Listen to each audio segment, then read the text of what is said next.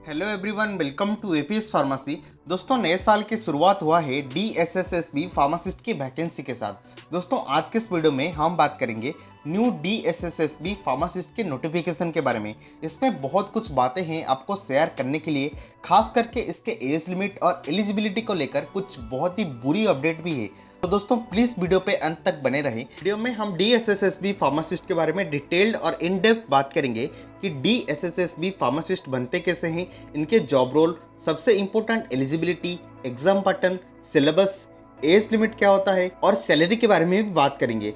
दोस्तों, पहले हम बात करेंगे डीएसएसएसबी फार्मासिस्ट होते क्या हैं। दोस्तों, डीएसएसएसबी यानी Delhi subordinate service selection board, दोस्तों ये एक एग्जाम कंडक्टिंग बॉडी है जो कि काम करता है दिल्ली गवर्नमेंट के अंडर।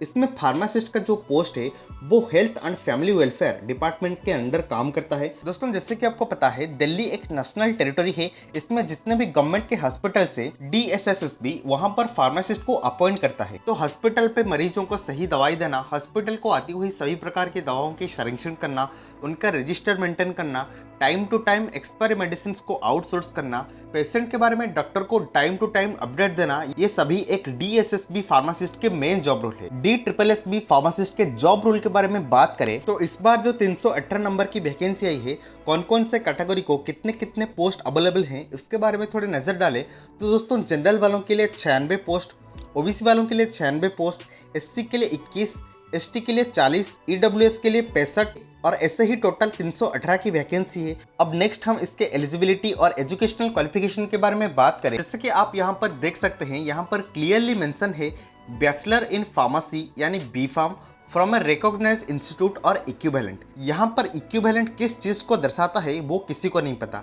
इसके साथ डी फार्मा वाले इस पोस्ट के लिए एलिजिबल है या नहीं, इसके बारे में भी कुछ भी मेंशन नहीं है, जो कि एक बहुत ही दुख की बात है सभी डी फार्मा स्टूडेंट के लिए। यहाँ पर बी फार्मा इक्विवेलेंट का मतलब किसी भी डिग्री कोर्स को दर्शाता है और डिप्लोमा यानी डी फार्म एक डिग्री के इक्विवेलेंट नहीं है। तो इसीलिए दोस्तों, यहाँ पर अभी तक सिर्फ बी फार्मा स्टूडेंट ही इस पोस्ट के लिए आवेदन कर सकते हैं। डी फार्मा वाले इस पोस्ट के लिए अभी तक कुछ भी मेंशन नहीं है, तो हम ये नहीं कह सकते हैं कि डी फार्मा वाले इस पोस्ट को भी आवेदन कर सकते हैं। लेकिन दोस्तों, आपके जानकारी के लिए मैं और एक बात बता दूं तो दोस्तों, नर्सिंग ऑफिसर की जो वैकेंसी आई है, यहाँ पर बोथ डिग्री और डिप्लोमा वाले एलिजिबल हैं। तो फिर फार्मासिस्ट पोस्ट के लिए क्यों नहीं? शायद ये कुछ गलती हो सकती है डीएसएसबी की तरफ से, लेकिन कोई नहीं, सभी डी फार्मा वाले मिलके अगर इसके बारे में कुछ करेंगे तो शायद आने वाले दिनों में डी फार्मा एलिजिबिलिटी के बारे में कुछ नया अपडेट देखने को मिल सकता है। और इसके दूसरे पॉइंट पे लिखा है कि फार्मेसी एक्ट 1948 के तहत आप एक रजिस्टर्ड फार्मासिस्ट होना भी जरूरी है। तीसरे लाइन पे लिखा है selected candidate has to be registered in Delhi pharmacy council with in 6 months of joining. तो यहाँ पर ये क्लियरली कहता है कि यहाँ पर ऑल ओवर इंडिया से आप अप्लाई कर सकते हैं, लेकिन अगर आपका सिलेक्शन होता है और पोस्टिंग दी जाती है तो 6 महीने के भीतर भीतर आपका दिल्ली फार्मेसी काउंसिल में रजिस्टर्ड होना जरूरी है। इसका मतलब चाहे आप किसी भी स्टेट से हो, उत्तर प्रदेश, महाराष्ट्र, झारखंड, मध्य प्रदेश, किसी भी स्टेट से हो, अगर आप सिलेक्ट होते हो तो ज्वाइनिंग के 6 month के अंदर अंदर आपको दिल्ली फार्मेसी काउंसिल में रजिस्टर्ड करना जरूरी है। और दोस्तों, डिजायरेबल क्वालिफिकेशन के बारे में बात करें दोस्तों, यहाँ पर एक्सपीरियंस की कोई भी जरूरत नहीं है, तो यहाँ पर फ्रेशर्स वाले भी इस पोस्ट के लिए आवेदन कर सकते हैं। इसके बाद हम एज लिमिट के बारे में बात करें तो दोस्तों, एज लिमिट में भी डीएसएसबी ने यहाँ पर कंजूसी की है। जनरल वालों के लिए मात्र 27 साल यहाँ पर अपर एज लिमिट रखी गई है। और सिमिलरली एज रिलैक्सेशन के बारे में बात करें तो दोस्तों, एससी एसटी के लिए 5 साल यानी 27 + 5 32 साल, ओबीसी के लिए 3 साल यानी 27 + 3 30 साल, पीडब्ल्यूडी के लिए 10 साल 27 + 10 37 साल और एससी एसटी पीडब्ल्यू वाले के लिए 15 साल यानी 27 + 15 42 साल, पीडब्ल्यूडी ओबीसी के लिए 40 साल की एज रिलैक्सेशन रखी गई है। तो दोस्तों, एज लिमिट में भी डीएसएसबी ने यहाँ पर कंजूसी की है, क्योंकि पिछले वाले नोटिफिकेशन के बारे में बात करें तो वहाँ पर 18 से 30 साल तक एज लिमिट रखी गई थी। यहाँ पर 3 साल उसको घटा दिया है यानी 27 साल इसके अपर एज लिमिट रखी गई है। दोस्तों, और एक बात, यहाँ पर जो भी एज रिलैक्सेशन मेंशन की गई है ये सिर्फ और सिर्फ दिल्ली वालों के लिए ही है। अगर आप दिल्ली के अलावा कोई दूसरे स्टेट से बिलोंग करते हो तो यहाँ पर आप किसी भी कैटेगरी में इंक्लूड नहीं होंगे, तो आपका सारा कैटेगरी, सारा रिजर्वेशन हट जाएगा। आप एज ए जनरल मतलब अनरिजर्व ही इस पोस्ट के लिए आवेदन कर सकते हो। आवेदन शुरू हो रहा है 13 फरवरी से। आवेदन करने के लिए आप DSSSB के ऑफिशियल वेबसाइट में जाकर इस फॉर्म को आवेदन कर सकते हैं। आवेदन करने के लिए एप्लीकेशन फी 100 रुपये रखी गई है। अब दोस्तों नेक्स्ट हम इसके एग्जामिनेशन पैटर्न के बारे में बात करें।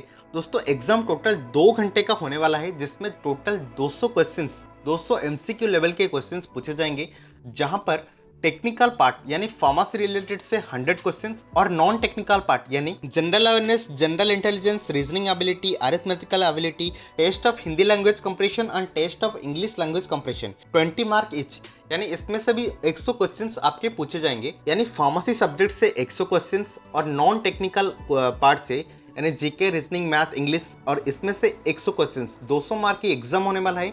इसके साथ दोस्तों नेगेटिव मार्किंग भी यहाँ पर रखी गई है, जो कि 0.25, यानी हर 4 गलत आंसर पर आपका यहाँ पर 1 मार्क नेगेटिव मार्किंग भी रहेगा। अब दोस्तों नेक्स्ट हम इसके क्वालिफाइंग मार्क्स के बारे में बात करेंगे। दोस्तों इस एग्जाम को क्वालिफाई करने के लिए आपका मिनिमम मार्क्स मतलब जनरल वालों के लिए 40% यानी 40% से अधिक नंबर लाना होगा, ओबीसी वालों के लिए 35% और SC/ST वालों के लिए 30% यानी 30% रखी गई है इस एग्जाम को क्वालिफाई करने के लिए। दोस्तों ये है मिनिमम क्वालिफाइंग मार्क, मतलब ये मार्क बढ़ भी सकता है। ये डिपेंड करेगा कि कितने नंबर के स्टूडेंट्स इस जॉब को अप्लाई करते हैं। जितने अधिक लोग इसे अप्लाई करेंगे उतना ही अधिक इसका कट ऑफ जाएगा। अब नेक्स्ट हम DSSB फार्मासिस्ट के सैलरी और जॉब प्रमोशंस के बारे में बात करेंगे। पहले तो DSSB फार्मासिस्ट की पोस्ट ग्रुप C में गिना जाता है, जो कि नॉन गेजेटेड और नॉन मिनिस्ट्रियल की पोस्ट है। बेसिक सैलरी शुरू होता है 29,200 से और 92,300 तक। इसमें और भी बहुत कुछ अलाउंसेस ऐड होते हैं, जैसे कि डियरनेस अलाउंसेस, जो कि है महंगाई भत्ता, जो कि 46% मिलता है आपका बेसिक सैलरी का। 29,200 का 46% होता है 13,432। और उसी तरह से हाउस रेंट अलाउंसेस मिलते हैं 27% बेसिक पे का, जो कि होता है 7,884। ट्रांसपोर्ट अलाउंसेस मिलते हैं दोस्तों, वो है 3600 रुपये। DA ऑन ट्रांसपोर्ट अलाउंसेस वो है 1656 रुपये। और इसी तरह से ग्रोस सैलरी बनता है 55,772। दोस्तों इसमें और भी छोटे बड़े अलाउंसेस ऐड होते हैं, जैसे कि patient care allowances, child education allowances, Diwali bonus भी मिलता है। ये सब मिलाकर टोटल लगभग 60,000 के आसपास इसके इन हैंड सैलरी हो जाता है दोस्तों, जो कि एक बहुत ही हैंडसम सैलरी है। अब नेक्स्ट हम बात करेंगे जॉब प्रमोशंस के बारे में। दोस्तों एंट्री लेवल पे आपका डेजिग्नेशन रहता है फार्मासिस्ट।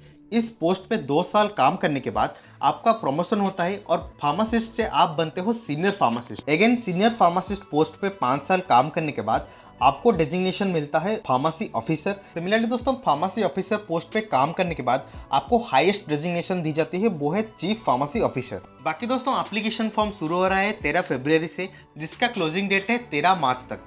मतलब आपके पास लगभग 1 महीना है इस पोस्ट को आवेदन करने के लिए। इसके नेक्स्ट महीने में यानी अप्रैल या फिर मई के महीने में आपको DSSSB फार्मासिस्ट के एग्जाम के डेट भी आपको मिल जाएगा। आई होप कि दोस्तों हम यहाँ पर सभी पॉइंट्स को कवर किए हैं। अगर कोई भी कंफ्यूजन, कोई भी डाउट्स आपका रह जाता है तो आप कमेंट्स में उसको पूछ सकते हैं। रेलवे फार्मासिस्ट वैकेंसी अपडेट के लिए आप मेरे ये राइड वाला वीडियो देख सकते हैं। तो चलिए कैसा लगा इन्फॉर्मेशन कमेंट सेक्शन में जरूर बताइए। वीडियो को लाइक कीजिए और दोस्तों के साथ ज़्यादा से ज़्यादा शेयर कीजिए और ऐसे इन्फॉर्मेटिव वीडियोस के लिए चैनल को सब्सक्राइब करना ना भूलें। धन्यवाद।